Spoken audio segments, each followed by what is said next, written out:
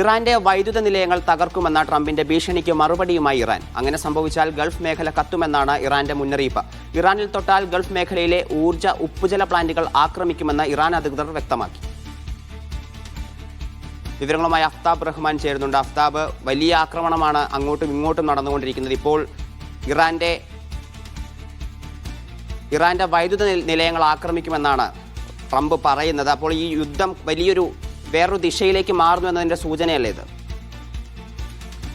ഹരി, ഇന്ന് പുലർച്ചെയാണ് ട്രംപ് അദ്ദേഹത്തിന്റെ ട്രൂത്ത് സോഷ്യൽ വഴി ഒരു ഭീഷണി മുഴക്കിയത്. അതായത് 48 മണിക്കൂറിനകം ഇറാൻ ഹോർമൂസ് കടലിടുക്കിലേക്കുള്ള പാത തുറന്നിട്ടില്ലെങ്കിൽ ഇറാന്റെ വൈദ്യുത നിലയങ്ങൾ പൂർണ്ണമായും തകർക്കും. അതിൽ ഏറ്റവും വലുത് ആദ്യം തകർക്കും, തൊട്ട് പിന്നാലെ ബാക്കിയുള്ള തകർക്കുമെന്നായിരുന്നു അദ്ദേഹത്തിന്റെ ഭീഷണി.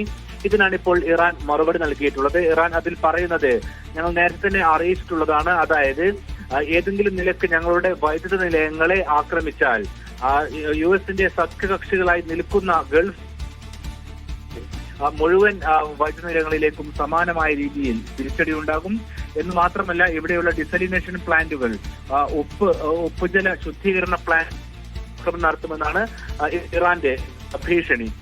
ഈ ഗൾഫ് മേഖലയെ സംബന്ധിച്ചിടത്തോളം ഇവിടെയുള്ള കുടിവെള്ളം ഉൾപ്പെടെ അതിൽ 80% കടൽ വെള്ളം ശുദ്ധീകരിച്ചുകൊണ്ടാണ് ആളുകൾ ഉപയോഗപ്പെടുത്തുന്നത്. അതുകൊണ്ട് തന്നെ ഇതിലേക്കുള്ള ആക്രമണം ഉണ്ടാകുന്നതാണ് ഇറാന്റെ ഭീഷണിയായി തിരികെ വരുന്നത്.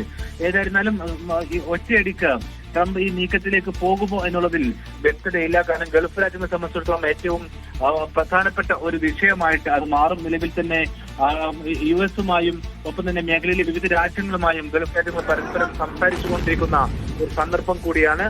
ഇതിനിടയിലാണ് ട്രംപിന്റെ ഭീഷണി വരുന്നതും അതിന് ഇറാന്റെ മറുപടി വരുന്നതും. ഹരി, അഫ്താബ്, ഇറാന്റെ വൈദ്യുത കേന്ദ്രങ്ങൾ ആക്രമിച്ചാൽ കനത്ത തിരിച്ചടി ഉണ്ടാവുമെന്ന് ഇറാൻ പറയുന്നു. അപ്പോൾ അങ്ങനെ സംഭവിച്ചാൽ ഗൾഫ് മേഖല കൂടുതൽ പ്രതിസന്ധിയിലാകും. അപ്പോൾ ഈ യുദ്ധം അവസാനിപ്പിക്കണം, അല്ലെങ്കിൽ ഈ ഒരു കൂടുതൽ രൂക്ഷമാകാതിരിക്കാനുള്ള എന്തെങ്കിലും ചർച്ചകളോ മറ്റോ ഗൾഫ് മേധാവികളുടെ ഭാഗത്തുനിന്നുണ്ടാവുന്നുണ്ടോ? നിലവിൽ ഇതുമായി ബന്ധപ്പെട്ട് ഏതെങ്കിലും തരത്തിലുള്ള ചർച്ചകളോ അല്ലെങ്കിൽ യുദ്ധവിരാമത്തിലേക്കുള്ള സൂചനകളോ നിലവിലില്ല. കഴിഞ്ഞ ദിവസങ്ങളിലൊക്കെ യുദ്ധം അവസാനിപ്പിക്കാൻ പോകുന്ന സൂചനകൾ ഉണ്ടായിരുന്നു. പക്ഷെ നിലവിൽ അത്തരത്തിലൊരു സൂചനകളുമില്ല. പ്രത്യേകിച്ച് ഇന്നലെ രാത്രിയൊക്കെ ഇസ്രായേലിനകത്തേക്ക് വലിയ തോതിലുള്ള ആക്രമണം ഇറാന്റെ ഭാഗത്തു നിന്നും ഉണ്ടായിരുന്നു. പ്രത്യേകിച്ച് യുദ്ധത്തിന്റെ 23ാം ദിനത്തിലും കനത്ത ആക്രമണത്തിന് പിന്നാലെ 150-ലേറെ പേർക്കാണ് ഇസ്രായേലിനകത്ത് പരിക്കേറ്റത്. ഒരാൾ കൊല്ലപ്പെടുകയും ചെയ്തു. ഈ ഒരു സാഹചര്യം ഇപ്പോഴും നിലനിൽക്കുകയാണ്. എന്ന് വെച്ചാൽ യുദ്ധത്തിൽ ഇപ്പോഴും 1ാം ദിനം മുതൽ ഈ 23ാം ദിനത്തിൽ എത്തി നിൽക്കുമ്പോഴും ഇറാൻ അവരുടെ ശക്തി യുദ്ധത്തിൽ കാണിച്ചുകൊണ്ടിരിക്കുകയാണ്. ഈ ഒരു സാഹചര്യത്തിൽ ഒറ്റയടിക്ക് യുദ്ധം നിർത്തുക എന്നുള്ളൊരു പോളിസിയിലേക്ക് ഇസ്രായേലോ യുഎസോ പോകാനിടയില്ല. അതുകൊണ്ട് തന്നെ ഏതെങ്കിലും തരത്തിലുള്ള സമാധാന ശ്രമങ്ങൾ നിലവിലില്ല. പക്ഷെ യുദ്ധം സങ്കീർണമായി തന്നെയാണ് ഇപ്പോഴും മുന്നോട്ട് പോകുന്നത്.